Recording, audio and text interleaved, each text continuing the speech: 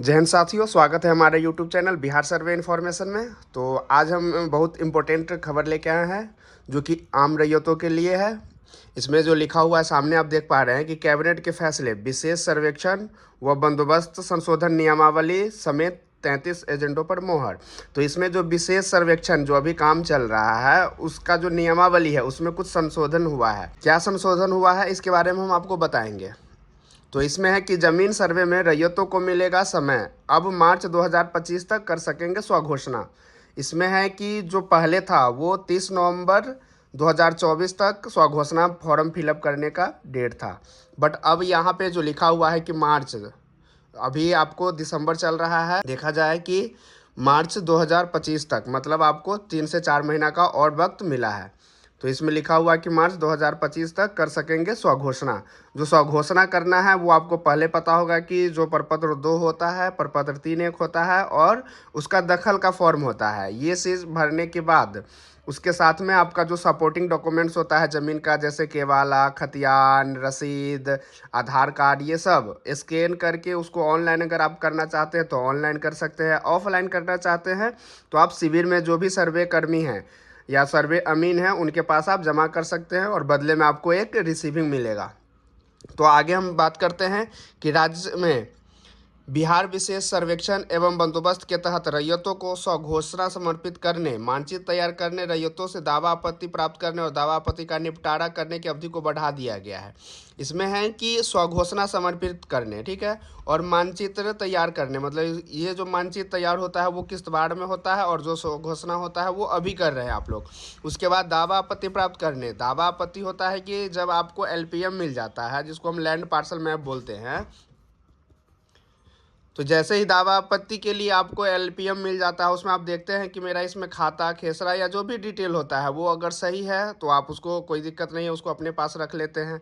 नहीं, अगर आपको लग रहा है कि इसमें जो खेसरा दिया गया है, जो रकबा दिया गया है वो हमारे हिसाब से नहीं है और जो डॉक्यूमेंट्स दिए हैं उनके अनुरूप ये नहीं बना हुआ है, तो उसमें आप दावा आपत्ति कर सकते हैं, जो कि प्रपत्र 8 में करना होता है। तो वो 15 दिन का था, बट अब उसको बढ़ा के अब 30 दिन कर दिया गया है।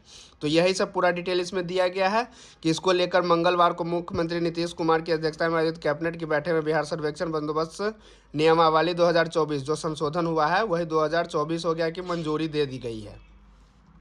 अब है कि कैबिनेट ने अब उद्घोषणा की तिथि से, अब इसमें समझने वाली बात है कि उद्घोषणा, उद्घोषणा क्या होता है। तो उद्घोषणा जो होता है, जो कि प्रपत्र 1, जो प्रपत्र 1 होता है उसको हम उद्घोषणा बोलते हैं, और ये उद्घोषणा जो होता है वो जिला स्तर पे होता है।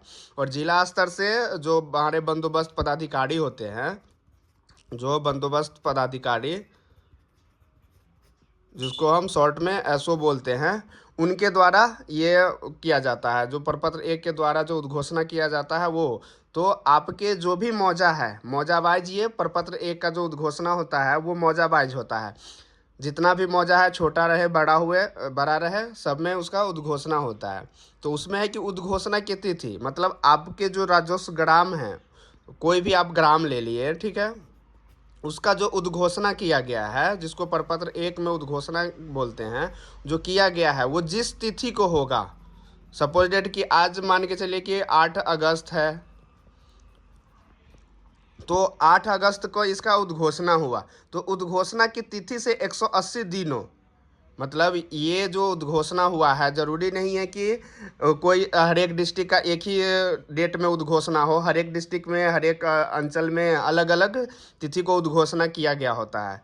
तो जिस तिथि से आपका उद्घोषणा हुआ है उस तिथि से 180 दिनों, अथवा यहाँ पे भी ये भी थोड़ा समझने वाली बात है कि अथवा किस्तवार काम समाप्त किए जाने से पहले तक।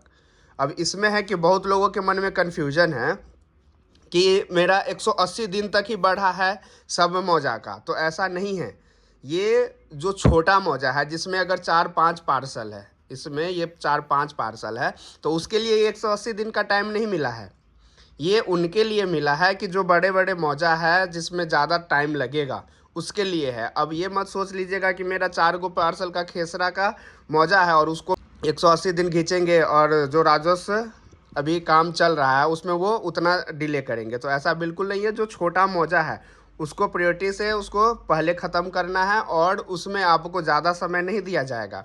तो इसमें ये भी लिखा हुआ है कि किस्तवार काम समाप्त किए जाए। अगर किस्तवार जो प्लॉटिंग होता है, जिसमें सर्वे अमीन प्लॉट पे जाते हैं दखल देखने के लिए, तो उस काम से समाप्त होने से पहले तक ही आपको सर्वे का जो स्वघोषणा होता है वो लिया जाएगा।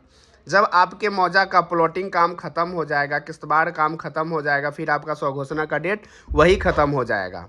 तो ये आपको विशेषकर ध्यान रखना है कि अगर आपका छोटा मौजा है तो उसका इंतज़ार नहीं करें कि मेरा 6 महीना का डेट है या 2 महीना का है, आप उसको जल्दी जमा कर दें। तो इसमें ये समझ गए कि इसमें से मतलब 180 दिन या किस्तवार काम, इस दोनों में जो सबसे पहले ख़त्म होगा, अगर आपका मान के चलिए कि 180 दिन आज ख़त्म हो गया और किस्तवार काम ये भी और 2 महीना चलने वाला है, तो ये मत समझिए कि किस्तवार अभी 2 महीना चल रहा है तो पर भी आपको फॉर्म लिया जाएगा या स्वघोषणा का डेट रहेगा। तो अगर 180 दिन पहले आता है तो उस दिन उसका समाप्ति हो जाएगा। अगर किस्तवार पहले ख़त्म हो जाता है तो उस दिन उसका समाप्ति समझा जाएगा। तो इसमें साफ साफ लिखा हुआ है कि उद्घोषणा की तिथि से 180 दिनों अथवा किस्तवार काम समाप्त किए जाने के पहले तक, दोनों में से जो पहले हो, मतलब इस दोनों में से जो पहले होगा उसी दिन वो स्वघोषणा का ख़त्म हो जाएगा। उसके तहत रैयतों को स्वघोषणा जमा के लिए समय दिया गया है। बिहार विशेष सर्वेक्षण बंदोबस्त संशोधन नियमावली को मंजूरी देने के, तो इतना चीज़ आपका मेन आज का जो टॉपिक था उसमें सिर्फ यही था कि जो डेट पहले 30 नवंबर तक था वो अब मार्च 2025 तक कर दिया गया है। बट उसमें है कि आपको एक टर्म एंड कंडीशन लगाया गया है कि अगर किस्तवार काम अगर हो रहा है आपके मौजा में, तो किस्तवार काम पहले अगर समाप्त हो जाता है तो स्वघोषणा का भी डेट वो ख़त्म हो जाएगा। और अब है आगे का कि अब 60 दिनों में दावे पर देना होगा फैसला। इसमें यह भी है कि कानूनगो अंचल निरीक्षक सहायक चकबंदी पदाधिकारी दावों के दायर होने की तिथि से अधिकतम 30 दिनों के भीतर आदेश पारित किया जाना था। पहले जो है ये आदेश 30 दिनों के होता था, बट इसको अब 60 दिन कर दिया गया है। अब है कि आएगी पारदर्शिता। कैबिनेट विभाग के अपर सचिव ने बताया कि विशेष सर्वेक्षण इतना अधिसूचना प्रसारण तिथि से 30 कार्यदिवस के भीतर स्वघोषणा स्वरूप, पहले जो था स्वघोषणा का जो था कि जिस दिन ये आपका प्रपत्र एक उद्घोषणा अगर होता था उसके 30 दिन के कि 30 कार्य दिवस के भीतर ही स्वघोषणा समर्पित किया जाना था। बट अब जो नया प्रस्तावित बना है नियमावली उसमें हो गया है कि अब इसको ये 180 कार्य दिवस के लिए अंदर रैयतों को द्वारा स्वघोषणा समर्पित किया जाएगा। मतलब अब इसको 180 दिन कर दिया गया है। तो मेन जो आज का टॉपिक था उसमें बस यही था, स्वघोषणा का डेट कब तक है, उसमें क्या क्या करना है। एक बार और रिवाइज कर देते हैं कि जो स्वघोषणा फॉर्म भरना होता है तो जिसमें जीवित रैयत है, जिनके नाम से केवाला है, जिनके नाम से रसीद है, जिनके नाम से खतियान है, अगर वो जीवित है तो उनमें जो होगा सो उनमें सिर्फ प्रपत्र 2 लगेगा। और प्रपत्र 2 लगने के बाद उसके सपोर्टिंग डॉक्यूमेंट्स में जो भी आपके पास है वो आप डॉक्यूमेंट्स जमा करेंगे। साथ में अपना आधार कार्ड का जो फोटोकॉपी है वो जमा करेंगे। उसके बाद होता है कि कोई भी ऐसा ज़मीन जिसके नाम से ज़मीन है और उनका मृत्यु हो गया है तो उसमें आपको कुछ नहीं करना है, एक सादा पेपर में एक वृक्ष बनाना है और उसके साथ में प्रपत्र 2 लगाना है, प्रपत्र 3(1) लगाना है और प्रपत्र 3(1) का जो दखल का फॉर्म आता है वो लगाना है। और डॉक्यूमेंट्स के रूप में जो आपने सादा पेपर पे वंशावली बनाया है वो लगाना है और साथ में जो भी आपका सपोर्टिंग डॉक्यूमेंट्स है ज़मीन का वो लगा के आपको जमा कर देना है। तो आशा करते हैं कि आज के वीडियो में आपको जो स्वघोषणा है वो कब तक है, किस मौजा का कितने दिनों तक होने वाला है, उसके बारे में जानकारी समझ में आ गई होगी। अगर आपको हमारी ये वीडियो अच्छी लगे तो हमारे चैनल को लाइक एवं सब्सक्राइब जरूर करें। वीडियो देखने के लिए धन्यवाद।